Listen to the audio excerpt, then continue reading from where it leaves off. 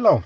I'm making this video because I have problem with my Nissan's navigation unit, and I made a search in internet and found out that it's very common thing with those Nissans, and I couldn't find any solution to that.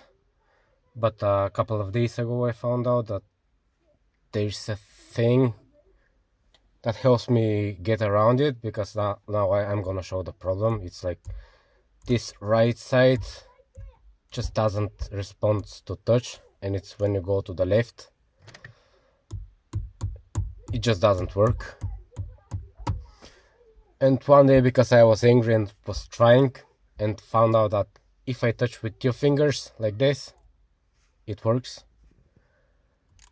which is helpful for me, at least, because now I can have access to settings like the battery and